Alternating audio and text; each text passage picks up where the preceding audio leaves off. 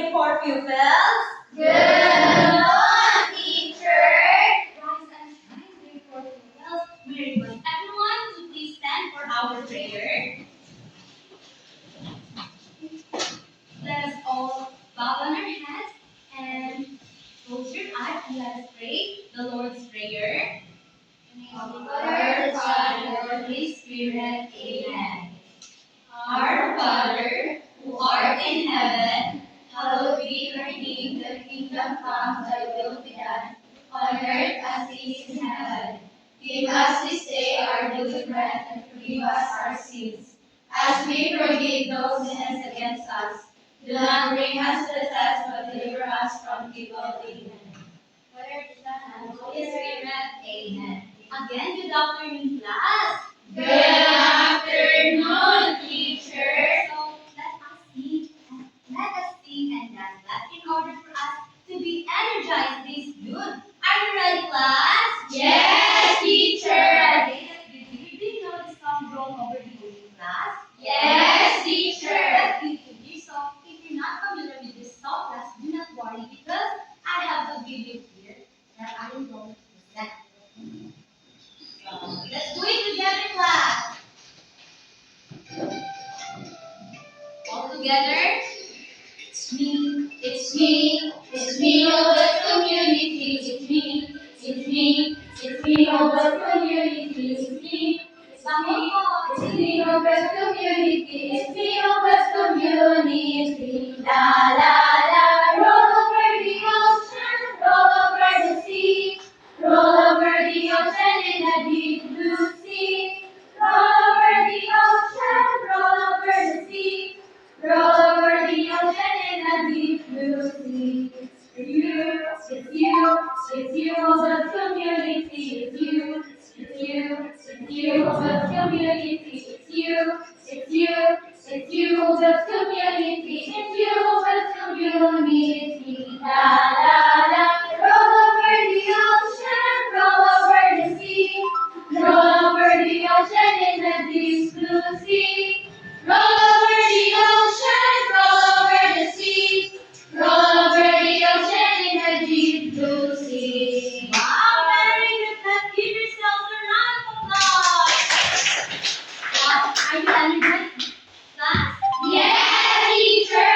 So do a thumbs up if you're all energized. Are you all energized? Yes. Now may I request everyone to please pick up some pieces of craft under your chairs and arrange your chairs properly, class. And please occupy the vacant seats. Please occupy the vacant seat, class. Okay.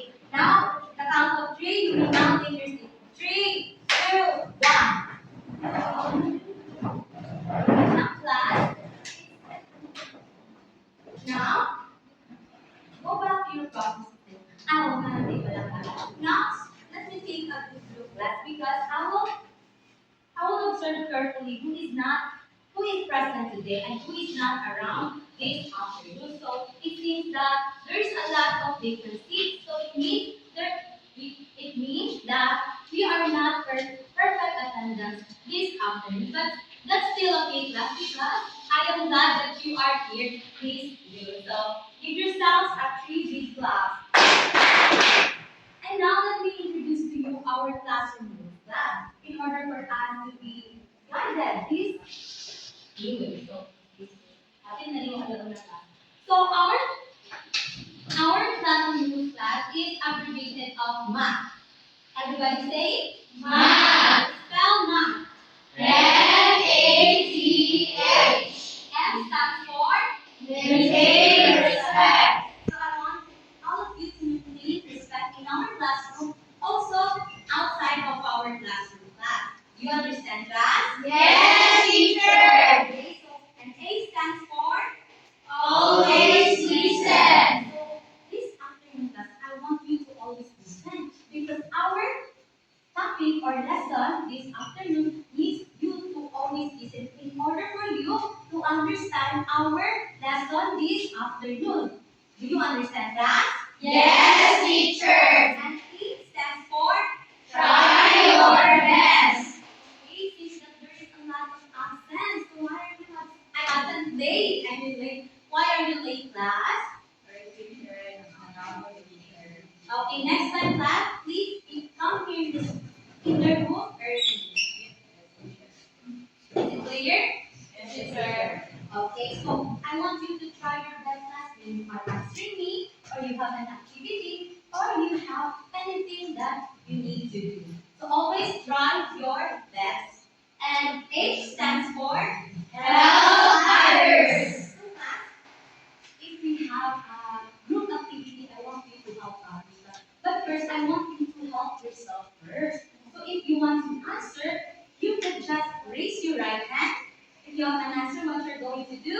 Raise your right hand. So you are going to raise your right hand if you want to ask or you have any questions, if you have clarifications. You understand, class? Yes, teacher. So, okay, that's beautiful. So, last meeting, I gave you an assignment, right? Yes, So, teacher. please pass it forward on the count of 3, 2, 1.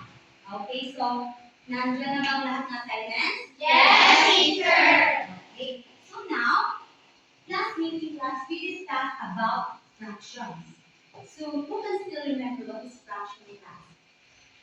Yes, Anna Claire. Fraction pictures have two numbers which is denominator and Wow, very good, Anna Claire. Give Anna Claire a 3 big clap. So the top number, which is here, can you see the class? Yes. That is 1/2 class. So where is the numerator here, class? One.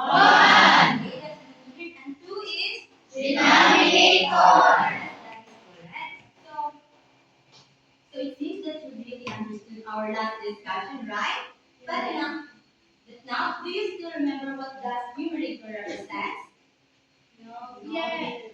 Are you sure? Yes, teacher. So yes, Myrtle. So what does numerator represent? Teacher, I guess, teacher, as far as I remember, teacher, the numerator represents the part of the whole teacher. Wow, very good. Give Myrtle a 3 big clap. Yes, that is correct. So the numerator, class, it is the fraction pieces you have. And the denominator represents the a whole broken. So kung ilan ito, inihati-hati sa isang buong bante. Maliwanag ba? Yes, You teacher. need to understand what this one does because this is connected to our new discussion this afternoon. Am I clear? Yes, teacher. See here. So our numerator it is one. So yes, that is correct. So it is how many fraction pieces you have, and our denominator it is the fraction pieces your whole is broken too. Now class, let's give an example. So who is hungry or who is starving this afternoon class? Oh, Shani is hungry. Also Jati. Anak there. Also there is a lot. Marami pala sa inyo ang nagugutom ngayon. So, makinig kayo ng mabuti class. Diba? Makaba, pananghalitan na kayo. So now class, who loves to eat a pizza here class? Mommy! So now, marami palang gusto ng pizza. So now class, let's imagine we have a real pizza here class. So sino yung gutom na ngayon? Me. Teacher. Si? Si Tia, teacher. Hawakan ko na lang. So now, imagine this is a whole pizza class. At na lang class. So this is our pizza.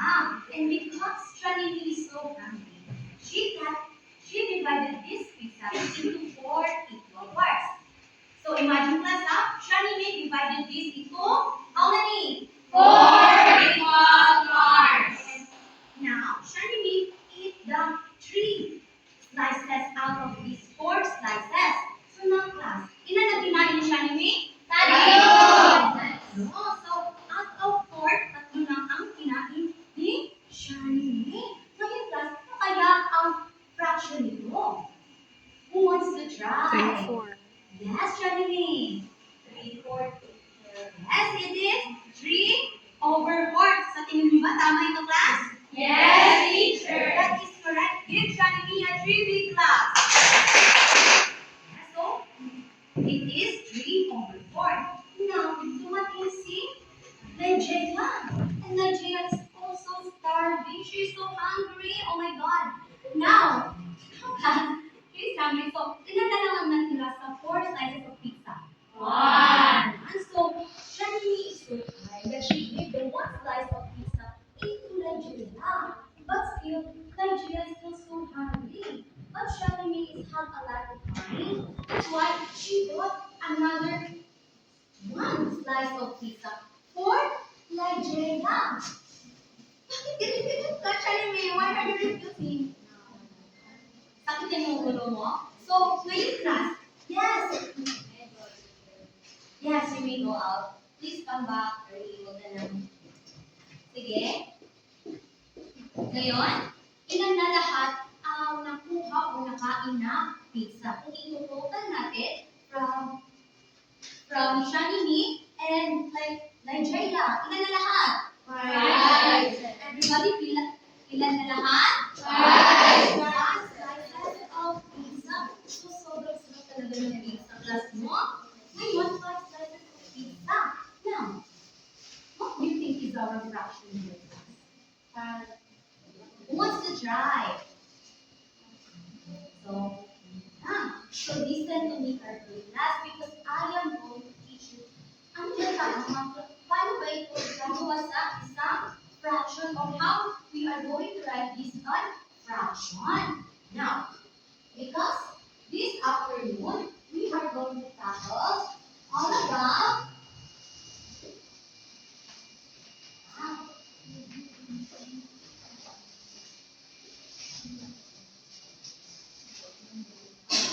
is it visible, class? Yes, teacher.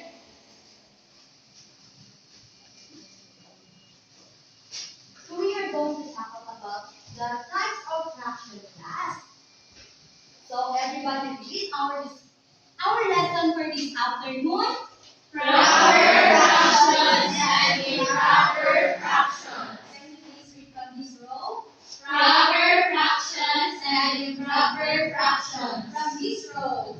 Proper fractions and improper fractions. All together. Proper fractions and improper fractions.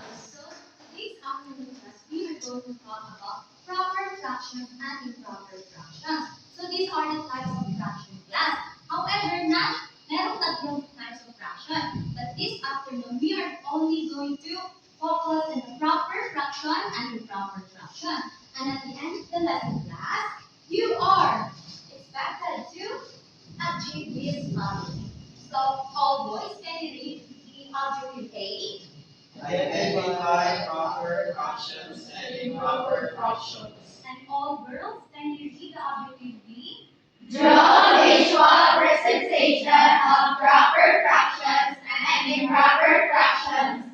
And Everybody, can you read the objective C? recognize the importance of proper fractions and improper fractions in our daily life situations. Please go listen to me carefully, class, because we are going to tackle all about this one. So now, earlier, yung hindi pa dumating sa LJ, ano nga yung fraction natin dito? 3/4. And then louder. 3/4. Yes, this is 3/4.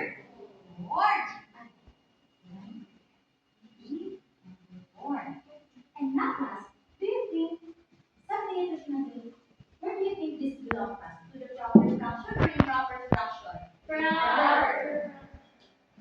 Again, if you want to answer, kindly raise your right hand. You can guess, class, or you can try to guess.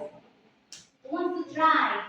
Yes, July. I think teachers belong as proper fraction. Why did you say so, July? May may love someone. I feel like Okay, give July a 2 big clap. Thank you so much, July, for trying that. Now, let's see if July's answer is correct. Now, let's see, class. So, everybody read the definition of proper fraction. proper fractions. is when the numerator is smaller than the denominator. Oh. Okay, so proper fractions is when the numerator is smaller than the denominator. So, ano kaya ibig sabihin ng last? So, ibig sabihin class, ang numerator or ang number ng numerator is maliit kaysa sa denominator. So, ngayon, sa tingin niyo ba, tama ang sagot ni July? Yes, teacher. Yes, Bacolmo? Tama ang sagot ni Joy, teacher Kelly. Based sa definitions of proper fractions is yung 3 is maliit kaysa sa denominator na number 4. Yes, give Bacolmo a 5 big clap. So, July's answer is correct because according to the definition of proper fraction, the numerator is smaller than denominator. Examples, everybody read. 3, 4, 1/2, 5, 7. Yes, so that's our example of proper fraction. So just remember class, if we are going to say proper fraction, the numerator is smaller than denominator. So maliit lang ang number ni Numerator. Who wants to give another example? Yes, Elizabeth. Yes, that is correct. Give Elizabeth a 3 big clap. Who wants to give another example? Oh yes, Jean. Yes, that is correct. Give Jean a 3 big clap. And that is correct. So that's our example of proper fraction. Now, how do you think we could use this in a visual specification class? Or paano natin ito i-visualize? So for example, in real life. So for example, 3 over 4. So for example, let's give a circle. So now, this circle, ilan natin ito ihahati? 4. Ano, can you please raise your right hand if you want to answer? Yes, Justin. Teacher, sa apat po, teacher. Apat. So, bakit mo nasabing apat natin ito ihahati? Bakit hindi 3? Because dahil po ito ay denominator, teacher. Yes, that is correct. Give Justin a 3 big clap. So the denominator here class, it tells us how many pieces are broken to or how many whole part is divided to. So dito nakikita natin na ang denominator ay nagpapaliwanag kung ilang bahagi, inahati-hati ang isang buong parte. Maliwanag ba? Yes, teacher. So dito nakita natin 4 and ihahati natin ito sa 4 equal sizes. So just imagine class na straight ito. Now, so this time, ilan ang kailangan natin class? Tatlo. Why can you say so na 3 ang ating kailangan? Who wants to answer? Raise your right hand. Yes, John Hazel. 3 because it is the numerator. Yes, that is correct. Give me John Hazel a 2 big clap. So what we're doing, again, 2 big claps. So, we are going to, para makita natin class kung paano ito, para we can say that it is used, let's just shade the every part. So, ilan ang shade? Ilang parte ang ating i-shade? Tatlo. Yes, that is correct. So, we are going to shade the 3 parts of this circle. Of the 4, we're going to shade only the 3 parts. So, that is an example of a proper fraction class and this visual presentation of it. You understand that? Yes, teacher. And let's give more example. Do you understand that? Yes, teacher. Last one. For example, 1/2. So, let's give a square. So now, who wants to try to come here in the front and to answer this one? Yes? Cutie. Try to draw this one. What is the correct answer, please?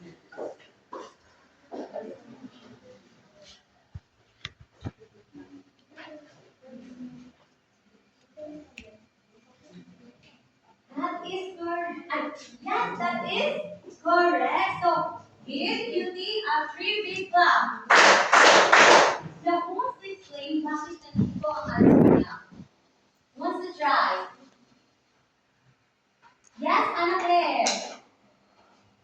The shaded part in the first picture is numerator is the 1. Yes. And divided into 2 because the 2 is the numerator. Again? The Yes. shaded part picture in the It is only one. yeah, 1 It is is only one because one ang ating numerator. And it is divided into two because tells us how many parts is. Yes, denominator. How many parts it is broken. So give Anna Claire a 5 big clap. Now, it seems that you really understood the proper fraction. So, let's give an example here. So, for example, this one.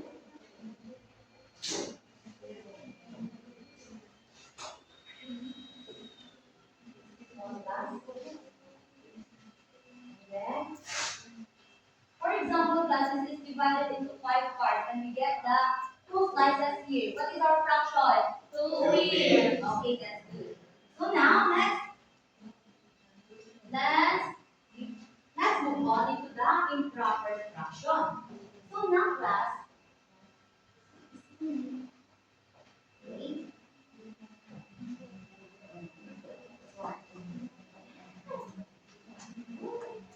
Now, for example, class,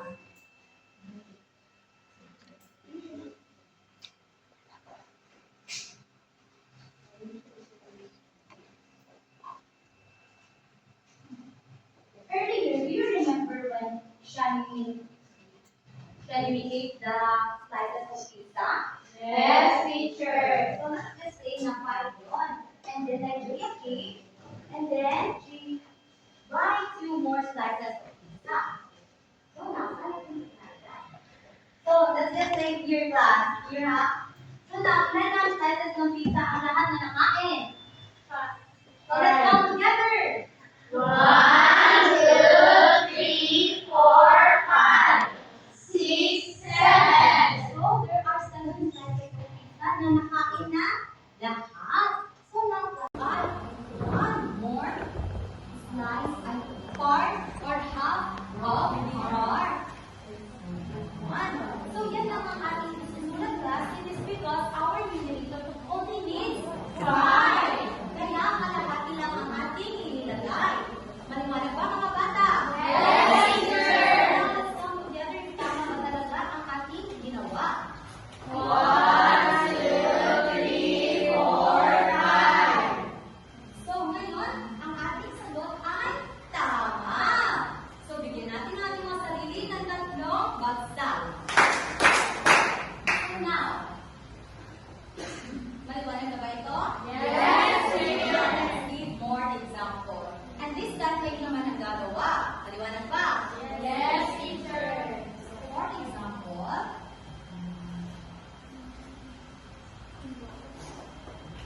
7 over 3. Now, who wants to answer here in the front? 7 over 3. 7 over 3. You can give another shades class. Wants to try? You could use a rectangle, square, so that parang hindi kayo maglawan. Wants to try? Oh, the girls ko try. Sige, isa mo try. Sige, try Chati and then next you Zyrel.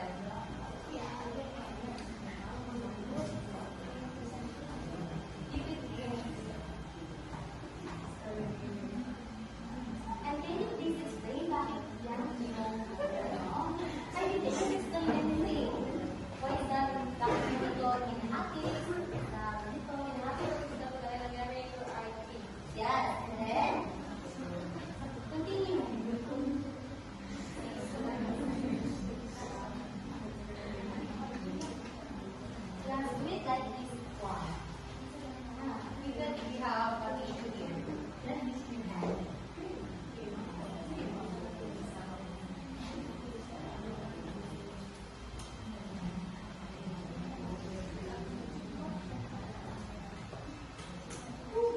sure of this answer? Sure?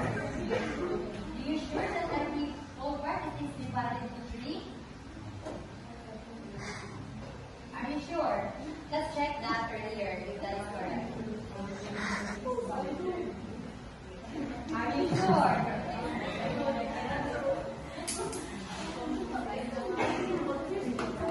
You have to always remember class every part, especially in the numerator and denominator, and every part must be equal.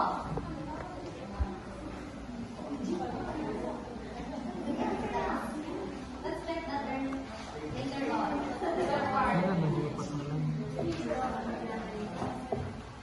So now, do you think Chatty's answer is correct? No. Why did you say so, Bacoldo? You are so sure in your no. I don't know, for me, kay, murag 3, 6, and murag mahulog na siya. What do you think is the correct answer of this? What do you think is the correct answer of this?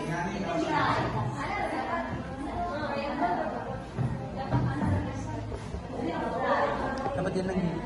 Yes. So do you think this one is correct? Yes! So bakit din na lang yung ano? Ay. So this is correct, di ba?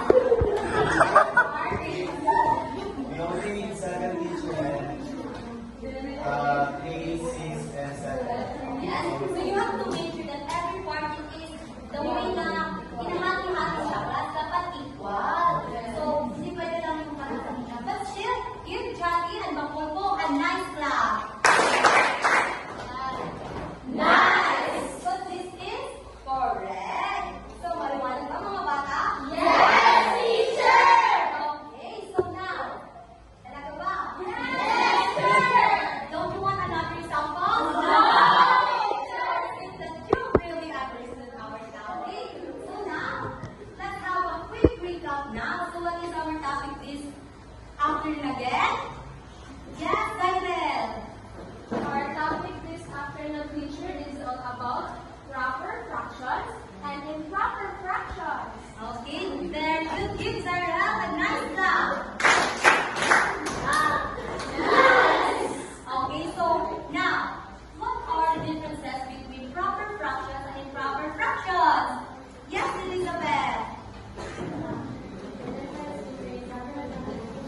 I need you please lower your voice. The difference between proper fraction is the way that the numerator is smaller than the denominator, while the improper fraction is when the numerator number is bigger than the denominator.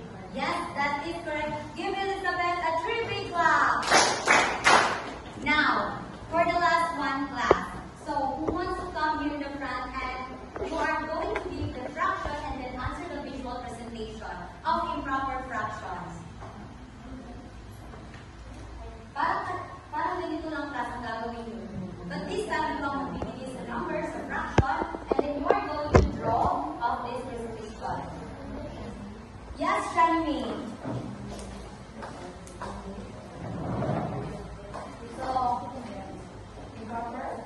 Yes, improper.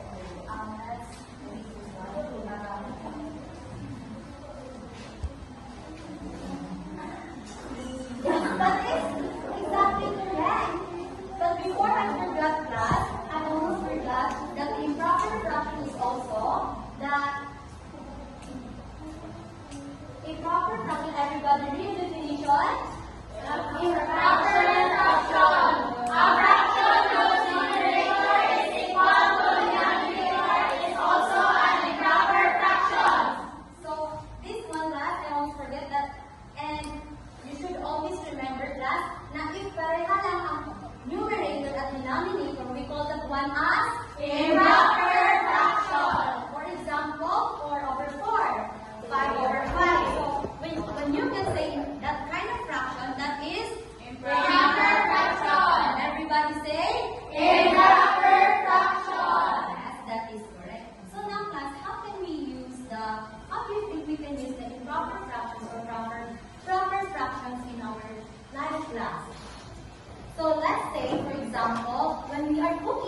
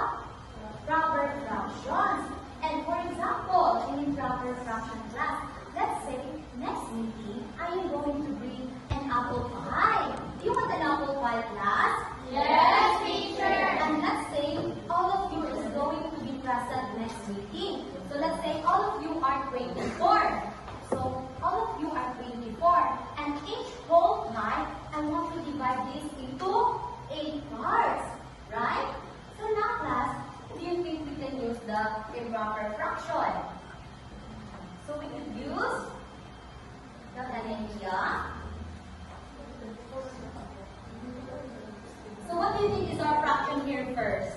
So for example, all of you is 24, and I want each one of you has one slice of an apple pie. And then every whole pie is divided into 8 slices of pie.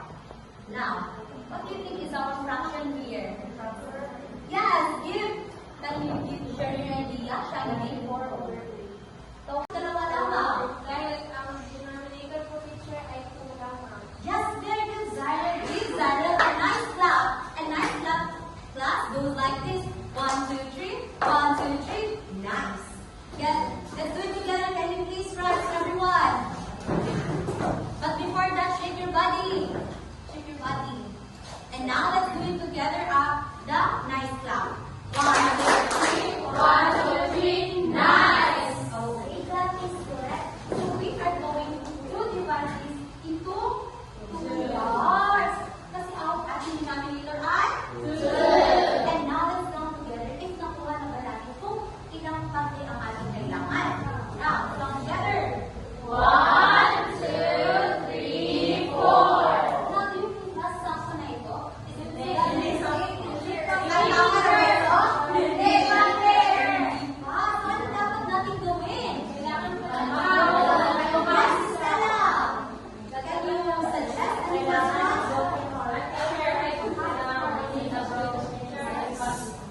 Wait, Stella, what's the problem here? What's the problem here, class? So why is it so noisy? Again, our second classroom rules. So please observe our first classroom rules in class. To maintain respect. Okay. So now, anong gagawin natin ngayon, Stella? One teacher, one draw, o namin. Summer. Wow, that is exactly correct. And Stella, give Stella a 2 big clap. You is 24, and I want each one of you has one slice of an apple pie. And then every whole pie is divided into 8 slices of pie. Now, what do you think is our fraction here? Yes, can you share your idea? Shall we give 4 over 3? So, 24 over 3. Why did you say 3? Yes, that is correct. So we could use this, the proper fractions and improper fractions class in our daily life. Not just in politics, but also in quantity. Now class, do you understand our topic this afternoon, class? Yes, teacher! And are you ready to play with your classmates? Yes, teacher! In order for us to finish this faster, so I am going to group you into 3 groups. So this will be the group 1, all of you, and can you please stand? Anna Claire, Chatin, Makolko, and Shanini. You will be the group. Also stand May. You will be the group 2, and the rest of you will be the group 3. So now, what you are going to do, so you may now take your seats, group 2. So do you remember your group mate class? Yes, teacher! So what you are going to do, class, is this. Everybody read the directions. Directions! Make two examples of each of proper fractions and other examples of improper fractions. Then create a visual presentation for your fractions. Okay, so what you're going to do with your classmate class is you are going to draw and give 2 examples of proper fraction and then create a visual presentation of it, also in the improper fraction. Do you understand, class? Yes, teacher! So now, so the mechanics, I will read na lang class ha. The class will be divided into 3 groups. So you have your groups, right? Yes, teacher! So that's it. So I think that you have only 3 minutes to finish this one class. So here.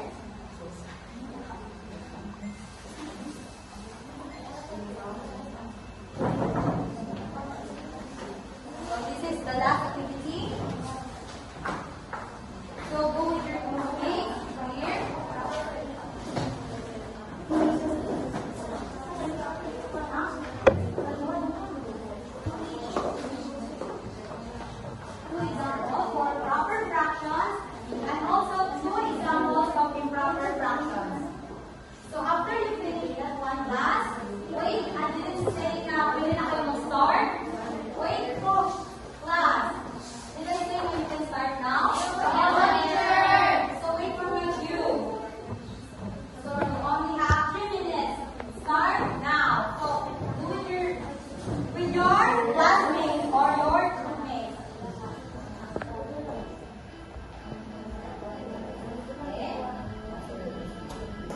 What you're going to do, class, is 2 examples of proper fractions and 2 improper fractions.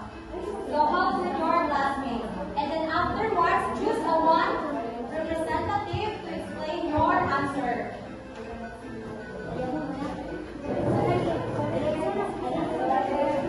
Then finish if you are finished, class. Here.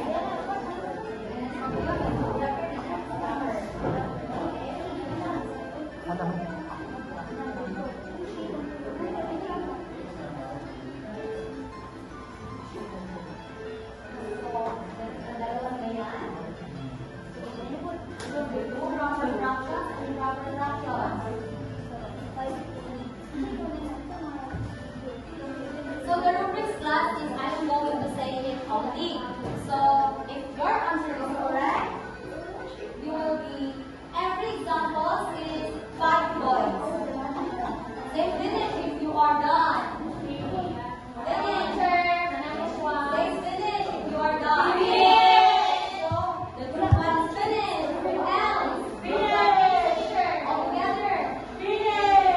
And then, how about the three? Wala mo dali ko.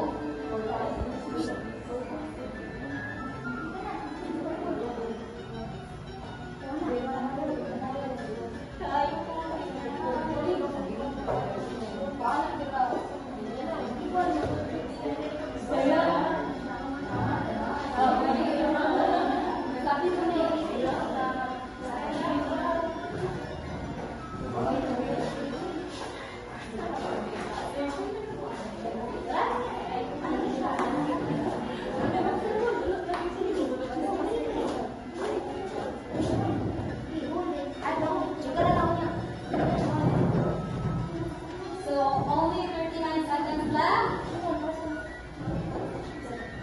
Group 3, faster. The time is running out. Done, teacher! Yes. 20 seconds left.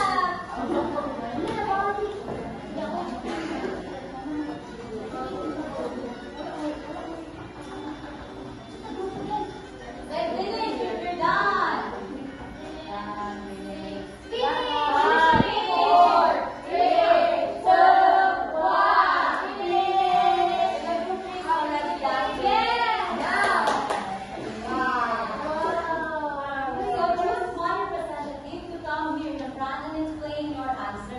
So I will be the one who is giving you the points ng class, ha? So every correct is 5 points.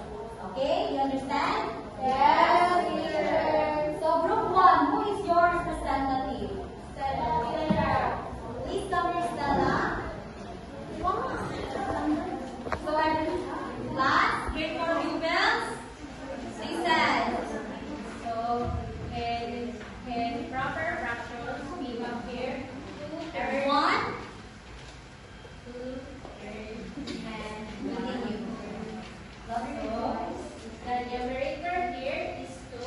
So first is the denominator is 3. So that's why we divide that square into 3 parts. So the numerator here is 2.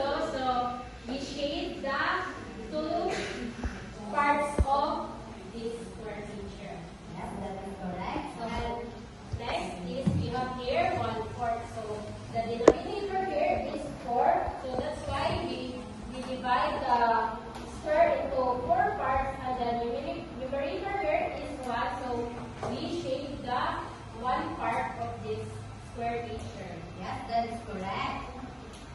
So in the proper feature, we have here first is 6/3. So the denominator here is 3. So that's why we divide it into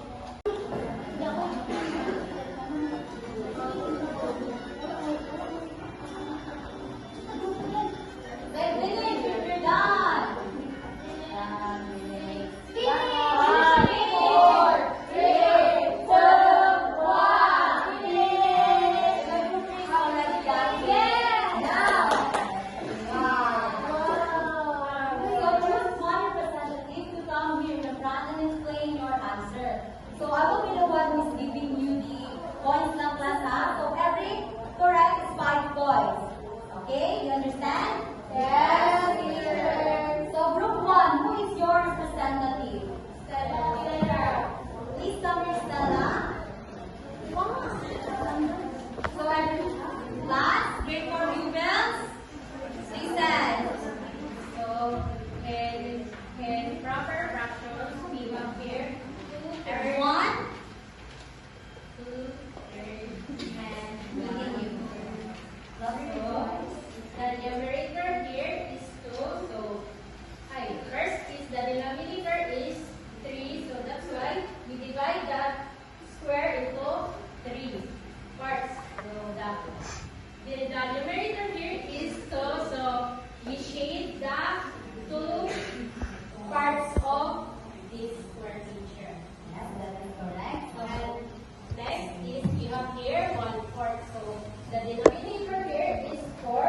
So that's why we divide the square into 4 parts, and the numerator here is 1. So we shade the 1 part of this square picture. Yes, that is correct. So in the proper picture, we have here first is 6/3. So the denominator here is 3. So that's why we divide it into, we divide the third